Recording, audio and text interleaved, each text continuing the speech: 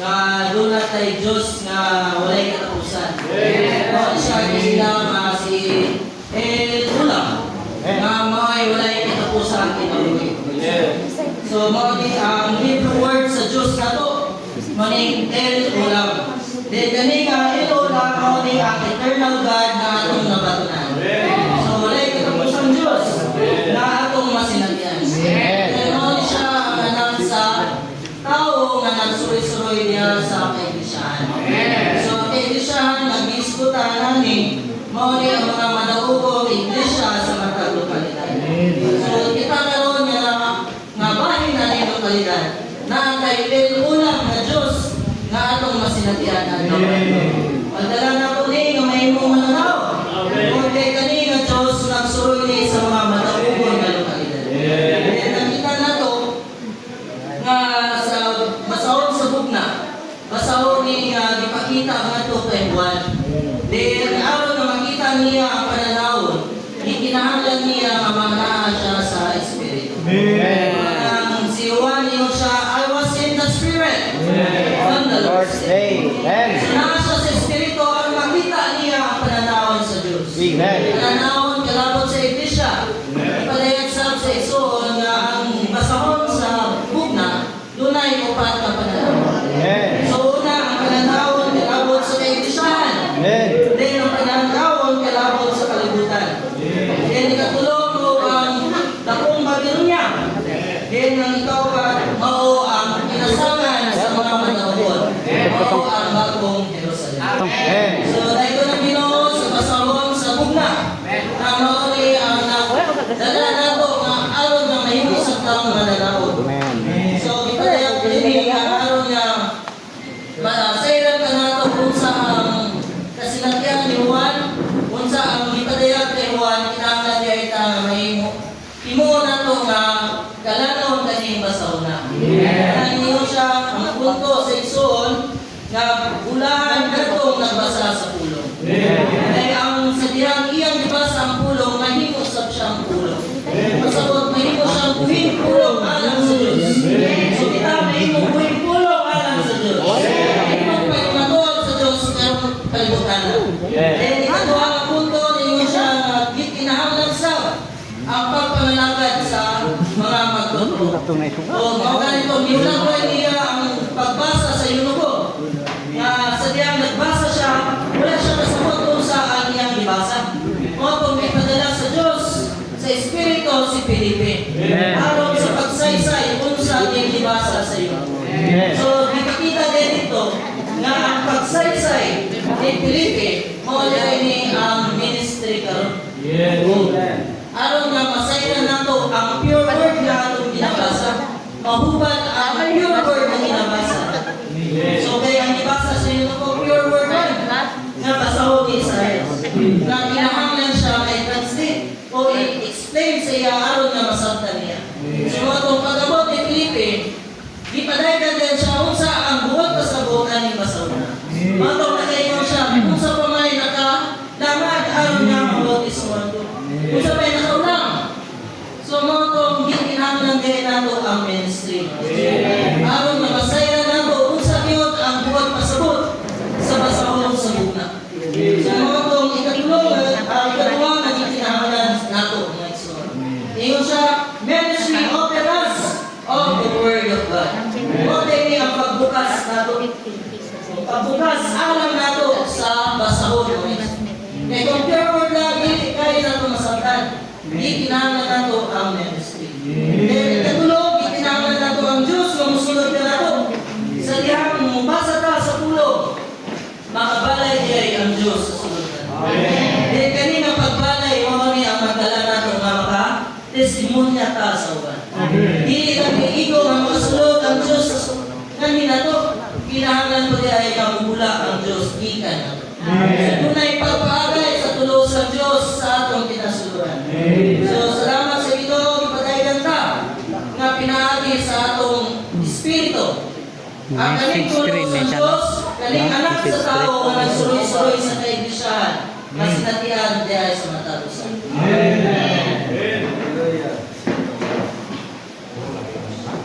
Kasi sa ginawa mga igsoon, hindi ipakita makita na makita ito na sa itong pananaw sa Kristo, ingon anak sa tao, kaliwala sa bulawang katawan. Ato makita nga kay sunan, kung di kita mahimong madaugon, dili nato rin makita. Ato makita nga ang si Kristo nga anak sa tao, siya ang nagpaambil siya ang pagkalingon, nga ginato.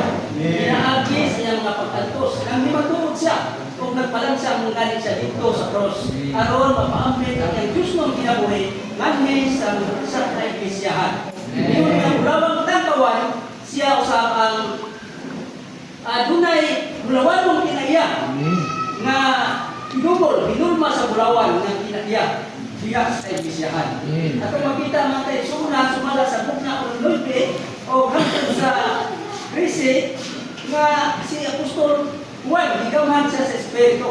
Kung idala siya ato sa Patmos o sa dihang ilan siya, doon na sa itimong talunog sa dihang nangimatuod siya sa punong sa Diyos, doon na sa itimong talunog siya, ilan siya na isulat ang imong nakita kung nagmo. Kung makita mga kaisulan na yan, nakita ang nagmo, mauday sa katao, mga dunay hindi na buhok, kung dunay nag-business siya o isang yads sa tiil o nagpakos siya bulawan siya ang iyang buhok na piti nagtimaan niya sa iyang nagtimaan niya siya iyang pagkauna at sa iyang pagkataraan hindi sa kalibutan. Ato makita mga kaisulan sa siya na iyang nanguna ingon nga nagpaambit sa iyang Diyos nung kinabuhingan ginato. Ingon nga nagsulog siya, ako sa bulawang tagkawan, aduna na siya Diyos nung pagbukma o pagpamatiman nagpo sa atong sa mga kaiglesiyahan. Ato makita ang buhat ni Kristo, isip siya ang bulawang tagkawan. Ato makita na sa diyang isulat ni Apostol Juan ang nakita niya ang nagawang at iyan ipadala ngadto sa ito ka iglesia nga mao ang iglesia sa Efeso, iglesia sa Esmirna, iglesia sa Pergamo, iglesia sa Tiatira, iglesia sa Sardis o iglesia sa Laodicea. Mao kadto ang iyang ipadalan sa iyang sulat aron sa pagmatuod Kristo imong bulawang tangkawan nga nagatiman sa matag ka iglesiahan. Gani kaniadto sa unang panahon, doon pa sa unang panahon, sa matag sulat daw, doon na usara na iglesia. Sa isang sulat, usara na iglesia, kung wala na ikapit sa usara na iglesia sa matag sulat. Kaya kung makita na ang iyang buhat, iyang ihong, iyang pagpalayag, iyang pagpaamit sa iyang gusto mong kinamoy, bulawan mo ang iyang kinaiya. Ipag-ingon niya, ingon nga siya, doon na po, nagkawit po siya ang ikamot sa ito, nagsimulo ka, muna siya ay Diyos mong kahaya nag-ipamit sa mga kaiglesiyahan. Ang bilang po siya ay sida ang mata na nagsimulo sa ito ka Espiritu sa Diyos ang lana na naghaya sa mga kaiglesiyahan. Ang pagkatiman sa mga katawa. Kung kaya ito, pinagis siya pagpatangkit sa iyang pinaiyak, sa iyang hukma na niya kanato. Siya ang nagtindog na dunay nagsidlag na bil na sama sa tumbaka, nagtimaan niya sa iyang kalikod sa iyang pagpapatiman na nasa matag na iglesia. Anong pinabuhi? Nanay ang sa mga panagkatibo. Nanay sa tinod na sukaranan sa pagkakusa. Ang ato ang panagkatibo, aduna na itiniupat kakinaiya.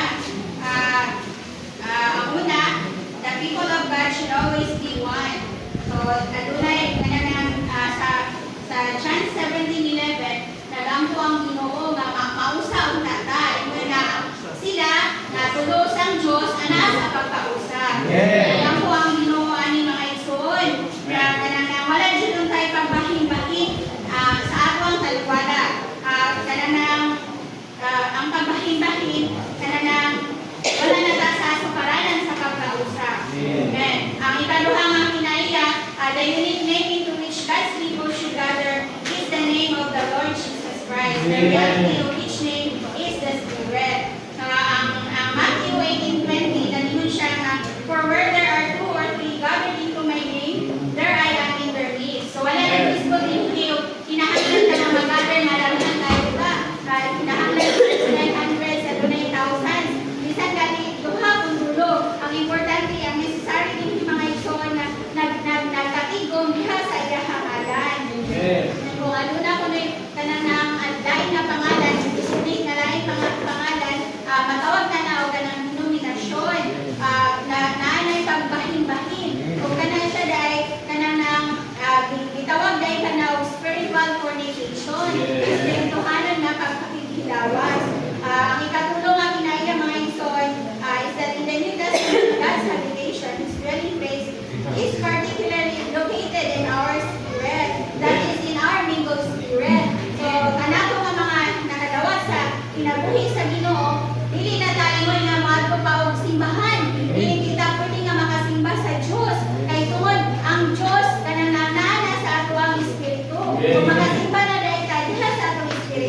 John 4:24 says, man, God is spirit. And those who worship Him must worship in spirit and truthfulness. So ang atong pagsimba, bisan asa ta, makahimo na ta sa pagsimba, as long as naano ta sa ato ang nasabot na espiritu. Kaya sa ato ang mga panagkatigom, bisan pa sa pagsimba nato sa Diyos, kung ato kikini nato nga, nagbansay ta sa atong espiritu.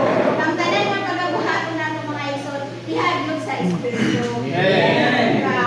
Upat na kinaiya, in our worship of God, we must have the genuine application of the cross, signified by the altar. Then, modern kini ang hinisgutan sa mga ison sa Galatians 2:20. Man, I am crucified with Christ, and it is no longer I who live, but it's Christ who lives in me. Modern kini ang pag-crucify sa atwang flesh, mga ison, sa atwang unod, sa atwang kabalingon, isa sa atwang natural na pinabuhi, mga ison. So, pag-worship sa Diyos, wala siya ang inood na pag-aplikar sa cross na ang ako ang hindi-deny yun, ang ato ang unod, ang ato ang kabalingon, natural na ito ang pinabuhi. Sa tatakapasito, walang sa kasakitan ni Jesus. Walang kasakitan ni Jesus, sa din diha ni Jesus. Kung siya nakantos, ilutos, tagas Nazaret nun, dunay Espiritu sa Diyos, Espiritu ni Jesus, Espiritu sa tao, dunay madali ang kusog ng matos. Makasulod na uban na ni Ginoong Jesus, pinaagi sa mga pag-atos. Walang daghang mga pagsulay, aron paagi nga makasulod na sa gingharian. O makaambit sa iyang mga pag-atos, na dinabuhi nga linansang sa krus, aron may paagi ni ang gahom sa iyang pagkabanhaw, maanaan na nato. Dili pinato, isang pa sa ito ang kalang, dili pinato, higugmaon ang atong kinabuhi sa kalang. Kaya ang atong kinabuhi sa kalang, kamatayo ni, wala daing padungan na ni. Kung ito yan, pinato ang atong kinabuhi, alam yun sa maigsoon, alam yun sa Ginoo maigsoon. Hindi sa ang nagulay, masito ang malampita sa dinarian na sa Diyos. Diyan ni Jesus. Kinitingharian ang pasabutin niya sa Iglesianong kinabuhi. Ang Iglesianong kinabuhi, mga matinumanong magtutoo, aron na yung tubo o matransforma niya sa kinabuhi, na kinahalan ta ng mapahimulos, aron na mutubo niya sa kinabuhi. Aron, tinuhaon din nato, nga ang pagkamatarong, pagtuo, paghigugma, o pagkikain, mabatasan niya sa kinabuhi sa kinabuhi. O pagkikain niya so. Munang ubat sa nagtawag sa Ginoo, gikan sa puting kasing-kasing. Kung tawag-tawag na tawag na wala, di tapos rin kasing-kasing. Adi ka punta mo po na niya. Munang matasanon nila to. Ngayang aron mabatasan ang kinabuhi sa gingharian, nagdinahanan ta nga magtagad sa nagpakalansang igsoon, aron mapahiwi ta. Munang dinhigi pakita nga ang gingharian, muna siya pag kinabuhi sa Iglesianong kinabuhi sa mga magtotoo nga matinumanon. Oo, kasi ikaw malapit ay sa pagkamay ng tusod sa Kristo mga ito. Unang tuklan nila yato ang mga makapaluyang taktika ni Satanas. Una na ini ang pagsulti o mga butang ang makapaluyan sa mga isuan, mga balaan, mga tuyo. May tuyo nila ni Satanas na usapon nila yung panahon na mga ito. Unang gitan ko na rin pa ang pulong sa pagkamay ng tusod sa Ginoo, pulong nila sa iyang pag-antos na nag-antos mga isuan. Kaya gantos man niya ako na Ginoo karon kay isa likway o bilutos gihapon siya. Unang aral na tuman ang pulong sa iyang pagkamay ng tuson, ang tuson giday nato ang pagsalikway o paglutos kaniya. O giyahan giday sa Ginoo ang atong kasing-kasing ngadto sa gugma sa Dios ug ngadto sa pagkamanuot tayo ni Kristo. Ang positibong bahin ini mapahimustan giday nato ang gugma sa Dios or may gugma giday ta niya o mga kinabuhi alang niya. Sa negatibong bahin, moapil gyud ta sa pagkamanuot tayo ni Kristo or makalamutay ta sa pag-antos sama niya o makabarog batok ni Satanas ng kaaway sa Dios. Salamat sa Ginoo sa aroma na Berto, nagpakita na dunay kining anak sa tao na nagpisti sa taas Cavite, Abong Chete, o binaksan niyang dogan sa Bulawan, maupili atong labaw sa Rubi. Praise the Lord. Usa nagatima ni siya, o na ang iyang lugar, pasabot ni siya pagkatao na nahigumba siya na to. Disipatiya siya na to. O na ang iglesia, nilumba kuno na siya nakuguma. O na iyang itima, pangga niya yung iglesia. Usa siya karon ang labaw sa Rubi, nagatimang sa Kristiyanan. Usa naglakaw siya, ayon, namutol po di siya sa mga takulit sa Kristiyanan. O na nga, buhaan kita kay dunay kinitakulit at pagkabot ni sa atong natural. Mao nga, karoy ang Ginoo na iyan ay kita transformahon ng soul. Karoon ta, may mong hamili siya pananaw kung katukol sa nalawas niya ng soul. Dahil na dito.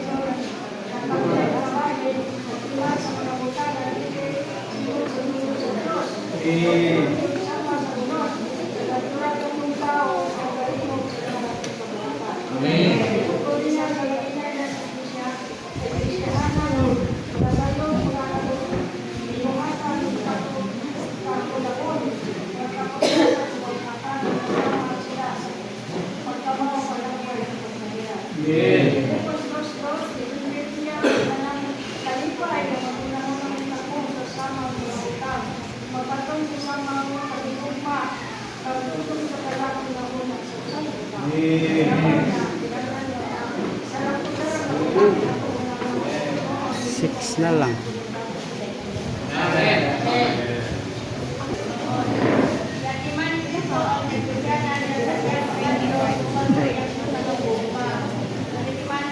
Gatiman sa Bako, sa Bulawan, sa iyang lupan, aron Medyo ako tayo niya. Amen. Silpang ko. Baksan ang hawak sa mga sacerdote sa daang tukod aron makapangalakan. Baksan sa Kristo ang iyang hawak kung maayong dawan. Ang palini, ibaksan si Kristo nga bulawang sacerdote nga may hukhan ng timaan sa tulima sa buhat. Ang pagbako sa hawak, pagtikong man-alang sa buhat. Ang pagbako sa hukhan ng timaan sa pangatiman niya sa gugma. Nakumana ang buhat ni Kristo sa pagpadugwa sa mga kaibigan. Hindi niya kinahanglan baksan siya sa hawak alang sa ipan. Ang buhat niya diha pinitsahan ang karumao ang pagkatiman kahila din sa gugma. Amen. Tinugan niya ang iyang kawalingon sa mga lakuko sa tanan na Kristo sa iyang hingpit na pagpangalakat sa tulog kahugna aron mutuko o mahangtong diha sa Diyos ng iyang suki ang mga manalangin niya kung mahuman at iyang walay katapusan. Kinahanglan tinugan Diyos daw sa Ginoo ang atong mutuko kaulingon aron hingpit ta mo alagad diha sa iya. Si Kristo man ang naglangkot kanato kinahanglan hingpit Diyos nato siyang halangatan aron mutuko ta o mahantong sa atong Diyos pagkinabuhi aron mahimong ta mga mananahog niya. Amen. Aron makaapil sa iyang Ginoo sa himulot sa iyang pagkatiman kinahanglan manahan ta sa Eklesyaanan. Amen.